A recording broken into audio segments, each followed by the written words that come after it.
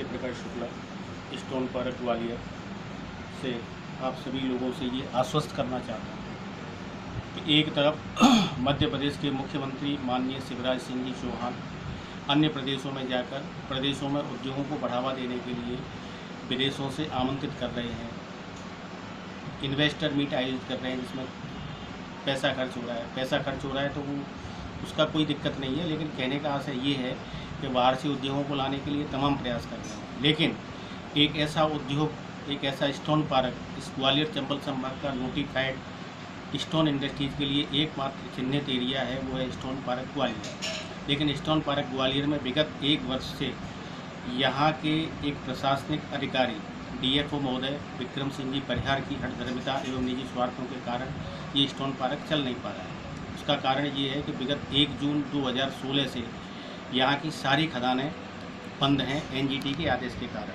पहले एनजीटी का ये आदेश था कि सोनचिड़िया अभ्यारण्य जो घाटीगांव क्षेत्र में स्थित है, जहाँ की सारी फर्जी पत्थर की खदानें सारी वहीं की वहीं संचालित हैं, उस सोनचिड़िया अभ्यारण्य क्षेत्र से 10 किलोमीटर की परिधि में उत्खनन को प्रतिबंधित कर दिया गया था। उसके बाद माननीय स्थानीय सांसद एवं माननीय केंद्रीय मंत्री श्री नरेंद्र सिंह तोमर के प्रयास एवं Madhya Pradesh chamber of commerce and industries के प्रयासों से जो एक अड़चन थी उसको केंद्रीय वन एवं पर्यावरण मंत्रालय द्वारा 13/2016 को इस तरह का एक नोटिफिकेशन जारी कर दिया है कि जो अधिकतम सीमा 10 किलोमीटर थी सोनचिड़िया अभ्यारण्य से, उसको बता करके 2 किलोमीटर कर दिया गया है। इस 2 किलोमीटर के बाहर उत्खनन क्षेत्र को खोल दिया गया है। महोदय, विगत 31/5/2016 की स्थिति में जब सारी खदानें बंद हुई थी, मात्र 35 खदानें फर्जी पत्थर की संचालित थी, लेकिन उसमें से भी अधिकांश खदानों की जो समय अवधि थी वो मई और अप्रैल 2017 में ख़त्म होने वाली थी। उन्होंने कोई ध्यान नहीं दिया, इसलिए तो हमने नई खदानों के लिए 7/3/2017 को कलेक्टर महोदय की जन सुनवाई में खनिज विभाग को एक आवेदन दिया। खनिज विभाग की इसमें तारीफ़ करना चाहूँगा कि उन्हें त्वरित कार्रवाई करते हुए 8/3/2017 को घाटीगांव और मोहना से संबंधित 6 खदानें जकोरा क्षेत्र में और 2 खदानें मोहना क्षेत्र में, इन 8 खदानों की एनओसी के लिए वन विभाग को एक पत्र जारी किया कि आप इन खदानों की एनओसी दे दें, जिससे इन खदानों की एनओसी के बाद भोपाल इनकी भेज करके और इसको नीलाम बोली के द्वारा दिया जाएगा, जिससे इसमें उत्खनित पत्थर होगा और यहाँ के जो स्टोन आधारित स्टोन इंडस्ट्रीज़ वगैरह हैं वो संचालित होंगे। लेकिन इतना सब कुछ होने के बावजूद भी यहाँ वन विभाग की हठधर्मिता एवं विक्रम सिंह परिहार जो यहाँ डीएफओ पदस्थ हैं वर्तमान में, उनके निजी स्वार्थों के कारण उन खदानों को एनओसी नहीं दी गई। इस संबंध में हमने कई बार डीएफओ महोदय से, कई बार मुख्य वन संरक्षक महोदया से और श्रीमान कलेक्टर महोदय से कई बार निवेदन किया कि इन खदानों की आप एनओसी चालू करवा दो, जिससे हमारी स्टोन इंडस्ट्री को पत्थर मिले। वैसे तो पत्थर न मिलने की समस्या विगत 2 वर्षों से है। इससे पहले भी जो उद्योगों के संबंध जो समस्या होती थी, उनके संबंध में कलेक्टर महोदय एक मीटिंग बुलाते थे उद्योगों की समस्याओं को, उसमें भी ये समस्या उठाई गई कि स्टोन इंडस्ट्रीज को भरपूर कच्चा माल नहीं मिल पा रहा है। लेकिन विगत 1/6/2016 से तो बिल्कुल ही इंडस्ट्रीज में माल नहीं मिल पा रहा है। जो थोड़ी बहुत इंडस्ट्रीज हैं वो बामौर से जो माल आ रहा है, ब्लॉक पत्थर जो कि बड़ी गैंग्सों लगी हुई हैं, वही संचालित हैं, और उसके अलावा अन्य सारी कुछ तो बंद होने के कगार पे हैं। 5 स्टोन इंडस्ट्रीज हैं, बैंक के पोजीशन में हैं और काफ़ी कुछ बंद होने के कगार पर आ गई हैं। महोदय, वर्तमान में स्टोन पार्क में 52 स्टोन इंडस्ट्रीज कार्यरत हैं। इसमें लगभग 70 करोड़ रुपए का पूंजी निवेश है। इस स्टोन इंडस्ट्रीज से 2000 लोगों को प्रत्यक्ष रूप से, 5000 लोगों को अप्रत्यक्ष रूप से रोजगार प्राप्त होता है। स्टोन इंडस्ट्रीज के कारोबार के दृष्टिकोण से देखें तो खाली स्टोन इंडस्ट्रीज से 100 से 150 करोड़ प्रतिवर्ष का कारोबार होता है। स्टोन इंडस्ट्रीज में उत्पादित होने वाला 98% उत्पाद एक्सपोर्ट होता है, जिससे भारत को और प्रदेश को विदेशी मुद्रा की प्राप्ति होती है। लेकिन इस सब के बावजूद भी यहाँ जो वन विभाग में वर्तमान में जो डीएफओ विक्रम सिंह परिहार हैं, उनकी हठधर्मिता के कारण वो एनओसी नहीं दे रहे हैं। एनओसी देने के लिए उन्होंने 5/6/2017 को जो कारण दिखाया है, उसमें ये कहा है कि वन क्षेत्रों में संवेदनशीलता को देखते हुए एनओसी दिया जाना संभव नहीं है, जबकि वो 13/12/2016 के अध्यादेश नोटिफिकेशन के कारण 2 किलोमीटर की उससे बाहर है। महोदय, वन विभाग अपनी नाकामी को छुपाने के लिए और अवैध उत्खनन को बढ़ावा देने के लिए, जिससे उनको अधिक आय के अवैध उत्खनन वन क्षेत्र में करवा रहे हैं। अवैध उत्खनन का प्रभावित नहीं है, इसलिए वैध खदानों को प्रभावित करने की कोशिश कर रहे हैं, क्योंकि वैध खदानें खुलने के बाद उनका जो अवैध खनन का कारोबार चल रहा है उस पर असर लगेगा। अवैध उत्खनन को रोकने के लिए कोई कारगर प्रयास नहीं है।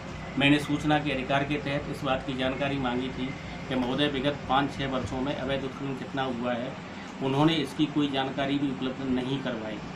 हमने ये कहा उसके लिए आपने कार्य योजना क्या बनाई है, उसके लिए भी कोई जानकारी उपलब्ध नहीं करवाई। हमने कहा कि आप पत्थर का मिलान करते हो कि ये पत्थर वन क्षेत्र का है, उसका भी उनके पास कोई निश्चित नियम अधिनियम नहीं है। मतलब सारा काम भगवान भरोसे बिना नियम अधिनियमों के चल रहा है, जो कि सरासर प्रशासनिक क्रियाओं की मतलब प्रशासनिक अधिकारियों के कार्य क्षेत्र की बिल्कुल खुली अवहेलना है। महोदय, वर्तमान में स्टोन इंडस्ट्रीज बिल्कुल मृतप्राय पड़ी हुई है। यदि अब भी इस पर कोई ध्यान नहीं दिया गया तो स्टोन इंडस्ट्रीज बंद होने के कगार पर पहुंच जाएगी। और इस बंद होने में पूरी की पूरी जो भूमिका है वो डीएफओ विक्रम सिंह परिहार की है। वही वैध खदानों को नहीं चलने दे रहे, इसके पीछे उनके निजी स्वार्थ हैं। उन्होंने जब हम उनसे मिले थे तो उन्होंने कुछ ऐसे कारण हमको बताए थे जिनको हमने पूरा करना हमारे बस की बात नहीं थी, क्योंकि ये जो खदानें हैं ये किसी व्यक्ति विशेष को मिलने वाली नहीं है, ये नीलाम बोली के द्वारा जाएंगी। हमारा सिर्फ प्रयास ये था कि ये खदानें नीलाम बोली के द्वारा जाएं, चाहे वो किसी को भी मिले। पत्थर इस मार्केट में आएगा तो उससे स्टोन इंडस्ट्री चलेंगी, स्टोन इंडस्ट्री चलेंगी तो सबको कारोबार मिलेगा। महोदय, मुख्यमंत्री जी की मंशा ठीक है, माननीय सांसद जी की मंशा ठीक है, लेकिन प्रशासनिक अधिकारी अपनी हठधर्मिता के कारण नहीं आ रहे हैं। अब सवाल ये है कि प्रशासनिक अधिकारियों की शिकायत के लिए भी कई स्टेप बनाए गए हैं। हमने इस स्टेप में डीएफओ महोदय की शिकायत हमने वन संरक्षक का जो या मुख्य वन संरक्षक महोदय उनसे भी की, लेकिन वो तो उन्होंने भी कोई उस पर कार्रवाई नहीं की। हमने कलेक्टर महोदय से कहा कि आप डीएफओ महोदय से बात करके और इसका कारण जानिए। अभी हाल में डिया की जो पर्यावरण समिति के लिए डिया डिस्ट्रिक्ट लेवल की एक जो समिति है, उस समिति में हमारे जखोरा क्षेत्र की एक विद्यानाथ सपेरा की खदान है। उस खदान को इन्होंने 19/1/2017 को डिया की बैठक में पर्यावरण की एनओसी नहीं दी गई। उसमें उन्होंने ये कारण बताया कि अवैध परिवहन और उसके कारण एनओसी नहीं दी जाती। माननीय महोदय विद्यानाथ सपेरा ने पहले कोर्ट में गया, कोर्ट में जाने के बाद उसने सिया में अपील की। सिया में डिया के निर्णय को, जिसमें माननीय कलेक्टर महोदय यहाँ के चेयरमैन होते हैं और डीएफओ महोदय उसके महत्वपूर्ण सदस्य होते हैं, उस निर्णय को गलत ठहरा दिया। उन्होंने स्पष्ट किया है कि इस निर्णय को लेते समय नियमों का ध्यान नहीं रखा गया है। ऐसे पदों पर बैठने वाले लोग जिनकी ट्रेनिंग में इस देश की जनता का लाखों करोड़ों रुपए खर्च होता है, उसके बाद भी नियमों की अवहेलना कर रहे हैं। एक विद्यानाथ सपेरा ऐसा था जो अपने बूते पर यहाँ से भोपाल चला गया तो उसके निर्णय को गलत ठहराया गया, लेकिन न जाने ऐसे कितने निर्णय इन्होंने किए होंगे जिसमें ऊपर अपील नहीं की गई और निर्णय को गलत किया गया होगा। इसलिए मेरा ये सभी लोगों से निवेदन है कि मैंने जो भी इसमें जानकारी दी है वो एकदम सत्य है। मात्र डीएफओ महोदय की हठधर्मिता अपनी नाकामी को छुपाने के लिए, अवैध उत्खनन को बढ़ावा देने के लिए वैध खदानों को देने में अड़ंगा लगाए हुए हैं। इसलिए ऐसे लोगों के लिए अभी हालांकि प्रधानमंत्री नरेंद्र मोदी ने 67,000 कर्मचारियों को रिव्यू करने का कैडर रिव्यू, उनके बारे में जो पूरा जो उनकी जो स्थिति है उसकी समीक्षा करने का किया। उसमें 2500 IFS, IAS और IPS भी है। मैं चाहूँगा कि ऐसे नाकारा, ऐसे न कानून के ज्ञान रखने वाले व्यक्ति डीएफओ महोदय, IFS अधिकारी विक्रम सिंह परिहार यदि उस सूची में है तो ठीक है, नहीं है तो उस सूची में लाने के लिए इनको प्रयास किए जाने चाहिए। और ऐसे अधिकारी को अपने पद पर बने रहने का कोई अधिकार नहीं है। मैंने मुख्यमंत्री हेल्पलाइन में 354164 शिकायत क्रमांक कृपया एक बार और सुने, 354164 के द्वारा पत्थर को फोड़ने के लिए ये कहा था कि पत्थर को न फोड़ा जाए और उसको नीलाम किया जाए। तो उन्होंने उसमें जो जवाब दिया है वो इतना घटिया किस्म का जवाब दिया है। इन्होंने अपनी अक्षमता को तो प्रदर्शित किया है, साथ ही प्रशासन की अक्षमता को भी प्रदर्शित कर दिया है। महोदय, मेरा सिर्फ इस वीडियो के माध्यम से आप सभी लोगों से ये निवेदन है कि ऐसे अधिकारियों के, क्योंकि ये आप भी जानते हो कि इसकी शिकायत करेंगे तो इसकी शिकायत करने में मुझे इनको भ्रष्ट और नाकारा और वो सिद्ध करने में 2 साल लग जाएंगे।